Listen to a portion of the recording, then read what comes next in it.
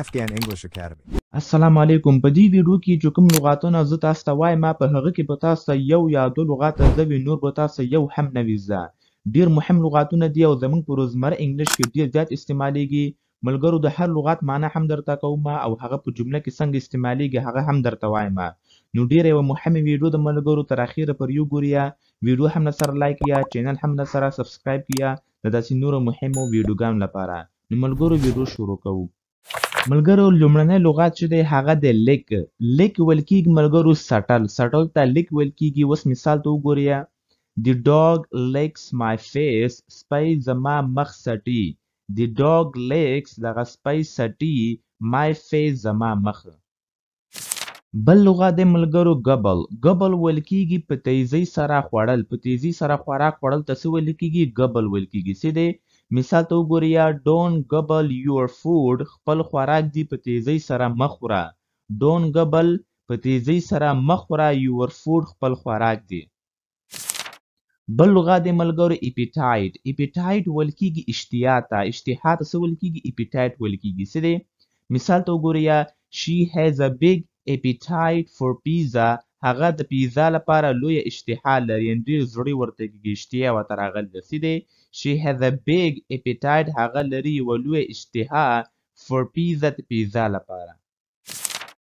بل لغت دی ملګرو imitate. imitate ویل کېږي پیښې کول. پیښې کول ته imitate ویل کېږي. څه دی؟ مثال ته وګورئ. He imitates his dad's walk. هغه د خپل پلار پیښې کوي. He imitates هغه پیښې کوي his dad's walk د خپل پلار د قدم. مطلب پلار چې څنګه روان ده که نه د هغه پیښې کوي هماغسې. بل لغت دی ملګرو bite. bite ویل کېږي خوله لګول. خوله لګول ته bite ویل کېږي. څه دی؟ مثال ته وګورئ. The dog bites my shoe. سپی زما په بوټ خوله لګوي. The dog bites دغه سپی لګوي خوله لګوي my shoe زما په بوټ باندې. شو ویل کېږي بوټ ته. ملګرو دلته دوه لغاتونه ډېر زیات مهم دي. ښه په فکر سره ورته وګورئ. څه دی؟ اول راځو بلش ته. بلش ویل کېږي ملګرو سور اوښتل. لکه څنګه د مثال په ډول ګورئ دلته دغه جینۍ چې ده که نه له دې هلک څخه مچو اخلي نو دغه د هلک د خوشحالۍ له وجې دا مخ څنګه سور شو. د خوشحالۍ له وجې دغه مخ سور سو نو دې ته څه ویل کېږي؟ بلش ویل کېږي. څه دی؟ یو بل لغت هم دی چې کرش ته د هغه معنا وروسته درته کومه. مثال ته وګورئ. I blush when I talk to my crush. زه سور اوړم کله چې له خپل کرش سره خبرې کوم. I blush زه سور اوړم when I talk کله چې زه خبرې کوم to my crush زه خپل کرش سره. کرش ویل کېږي ملګرو یو څوک ډېر زیات خوښول ته څه ویل کېږي؟ کرش ویل کېږي. لکه څنګه ملګرو دغه هلک چې ده که نه دا جینۍ ډېره زیاته خوښوي نو دغه جینۍ چې ده که نه د دغه هلک چې ده کرش ته. څه دی؟ دغه جینۍ د دغه هلک کرش ته. ولې؟ ځکه چې دغه هلک چې ده که نه دا جینۍ ډېره زیاته خوښوي نو دې ته کرش ویل کېږي. یو څوک ډېر زیات خوښول ته کرش ویل کېږي. څه دی؟ لکه مثال په ډول اوس تاسو کې که تاسو له یو چا سره ډېر زیاته مینه کوئ یا ډېر زیاتې خوښوئ نو هغه ستا چې ده کرش ته. څه دی؟ بل لغت دی ملګرو سپ. سپ ویل کېږي لیک څښل. لیک څښل ته سپ ویل کېږي. لکه دغه چای چې تاسو څښئ که نه چای د دغه چای څښل ته سپ ویل کېږي. څه دی؟ یو غوړپ څښو مطلب لیک څښو دې ته سپ ویل کېږي. مثال ته وګورئ. Sip the hot tea slowly. ګرم چای لیک څښه ورو ورو. Sip the hot tea مطلب دغه ګرم چای لیک څښه slowly ورو ورو. بل لغت دی ملګرو feed. feed ویل کېږي خوراک ورکول. اوس دغه مور چې ده که نه زوی د چې ورکوي خپل بچي ته خوراک ورکوي دې ته څه ویل کېږي؟ feed ویل کېږي. څه دی؟ مثال ته وګورئ. Mom feeds the baby. مور ماشوم ته خوراک ورکوي. Mom feeds مور خوراک ورکوي د baby ماشوم ته. بل لغت یې ملګرو droll. droll ویل کېږي له خولې څخه لاړې تویېدل. د دې ماشوم له خولې څخه لاړې تویېږي څه ویل کېږي؟ droll ویل کېږي. څه دی؟ مثال ته وګورئ. The baby drools a lot. له ماشوم څخه ډېرې لاړې تویېږي. The baby drools له ماشوم څخه تویېږي دغه لاړې a lot مطلب ډېرې زیاتې. مطلب له ماشوم څخه ډېرې زیاتې لاړې تویېږي. بل لغت یې ملګرو overeat. overeat ویل کیږي له اندازې څخه ډیر خوراک کول. overeat مطلب له اندازې څخه ډیر خوراک کول ته overeat ویل کیږي. څه دی؟ مثال ته وګورئ. I overeat at the party.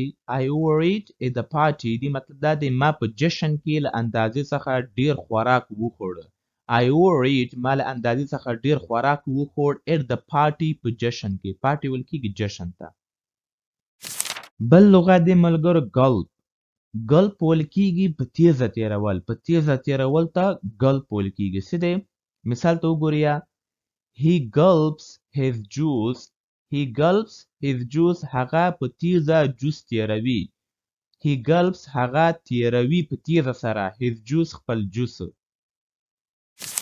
بل لغت د ملګرو graze. graze ویل کیږي واښه خوړل. واښه خوړل ته graze ویل کیږي. څه دی؟ خاص کر حیوانات.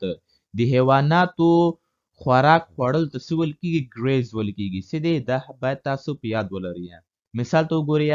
The cows graze in the field. غواګانې په پټي کې واښه خوري. field ویل کیږي پټی یا میدان کې. The cows غواګانې graze واښه خوري in the field په میدان یا په پټي کې. بل لغت د ملګرو swallow. swallow ویل کیږي تیرول. swallow مطلب تیرول. د مثال په ډول swallow the pill with water. ګولۍ له اوبو سره تیره کا. swallow the pill تیره کا ګولۍ. pill ویل کیږي ګولۍ ته. with water له اوبو سره. بل لغت د ملګرو chew. chew ویل کیږي ژوول. ژوول ته chew ویل کیږي. د مثال ته وګورئ. chew your food slowly. خپل خوراک دی ورو ورو ژوه. chew your food خوراک دی ژووه. slowly کرا کرا یعنې ورو ورو. بل لغت د ملګرو gloomy. gloomy ویل کیږي خفه ښکاره کیدل. خفه ښکاره کیدل ته gloomy ویل کیږي. مثال ته وګورئ. He looks gloomy after the test. هغه خفه ښکاري د امتحان نه وروسته. He looks gloomy هغه خفه ښکاري after the test د امتحان نه وروسته. کوم یو امتحان یې ورکړی دی جیني که نه نو ځکه اوس چې ښکاري خفه ښکاري. څه دی؟ ټیسټ ویل کیږي امتحان ته یا ایګزام ته ویل کیږي ټیسټ. بل لغت د ملګرو startle. startle ویل کیږي ناڅاپه حیرانېدل. یو ناڅاپه حیرانېدل ته startle ویل کیږي. څه دی؟ مثال ته وګورئ. The loud noise startled me. اوچت आवाज زه ناڅاپه حیران کړم. The loud noise دغه اوچت आवाज startled me زه په ناڅاپه حیران کړم. بل اخرنی لغت د ملګرو very. very ویل کیږي ډیر ستړی. ډیر ستړي ته څه ویل کیږي؟ very ویل کیږي. څه دی؟ مثال ته وګورئ. I feel very after school. له ښوونځي نه وروسته زه ډیر د ستړیا احساس کوم. I feel very زه د ستړیا احساس کوم after school د ښوونځي څخه وروسته. نو ملګرو امید لرم چې دا ویډیو به ستاسو خوښه شوې وي او داسې نور ویډیوګانو لپاره ملګرو زموږ چینل سره حتما سبسکرایب کړئ. کوم سوال پوښتنه لرئ ملګرو نو تاسو په کمنټ کې کولی شئ. Thank you so much for watching this video.